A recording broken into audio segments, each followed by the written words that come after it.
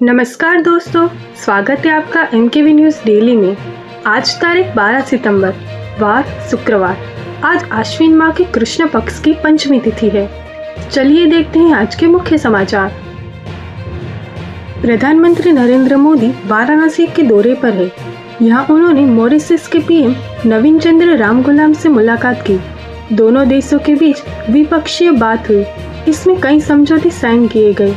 प्रधानमंत्री नरेंद्र मोदी ने कहा, भारत और मॉरिशस पार्टनर नहीं, परिवार है। यह सिर्फ एक औपचारिकता नहीं, बल्कि एक आध्यात्मिक मिलन है। दिल्ली MP सहित 4 राज्यों से 5 संदिग्ध आतंकी गिरफ्तार। IED बनाने वाले सामान भी बरामद किए। सोशल मीडिया के जरिए पाकिस्तानी हैंडल्स के संपर्क में थे। वहीं देखिए, सुप्रीम कोर्ट ने गुरुवार को महाराष्ट्र के 2023 अकोला दंगों की जांच पर कहा कि पुलिस वर्दी पहनने के बाद अफसरों की जाति और धर्म से ऊपर उठकर सिर्फ कानून के अनुसार काम करना चाहिए।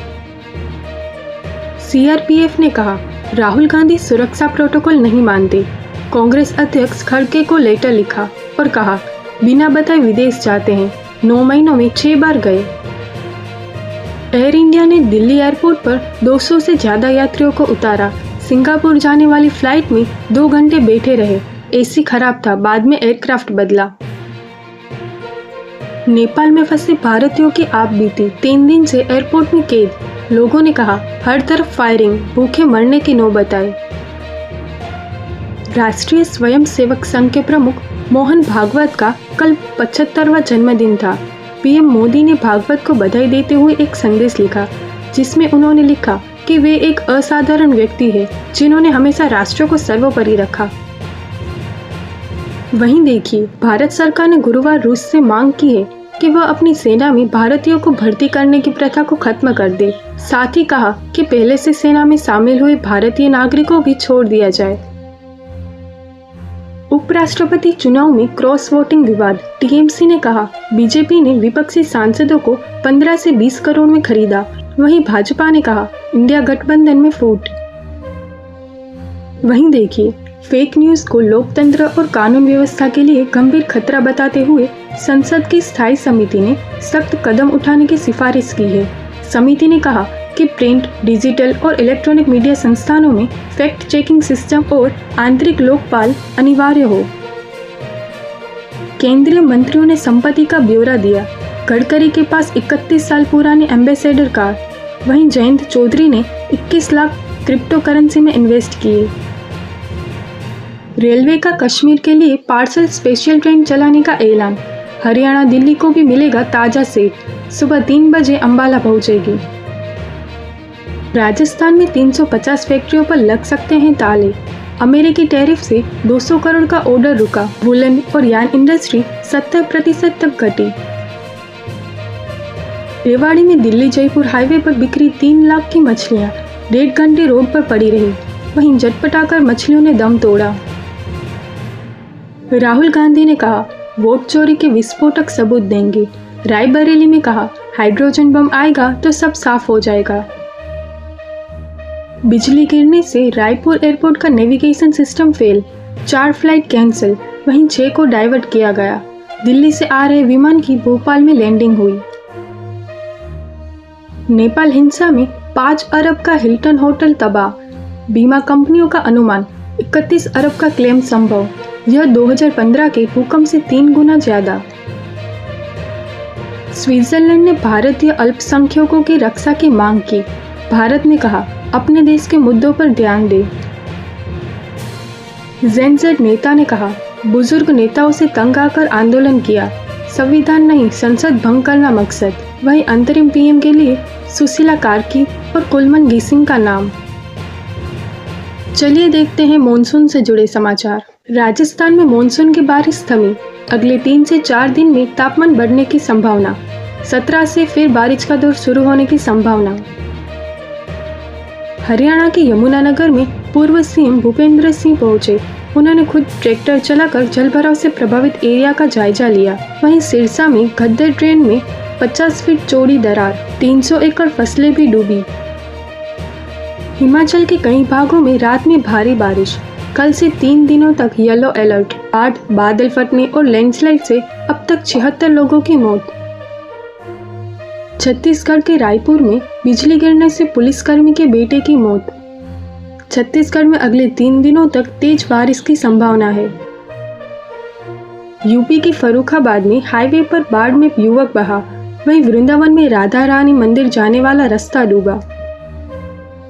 बिहार के पटना समेत 9 जिलों में बारिश, बेगूसराय में सड़क पर गंगा, बगहा में गड़क बराज के गेट खोले गए। वहीं प्रशासन ने निचले इलाकों में अलर्ट जारी किया।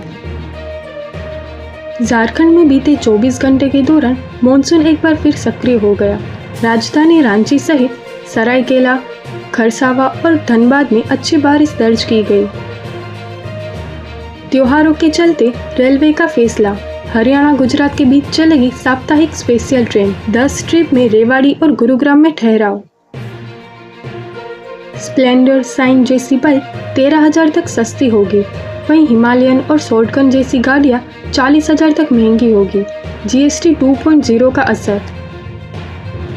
इलोन मस्क की कंपनी स्पेस एक्स और स्टारलिंक मिलकर एक ऐसा चिपसेट बना रहे हैं जिससे मोबाइल फोन सीधे सैटेलाइट से कनेक्ट हो सकेगा।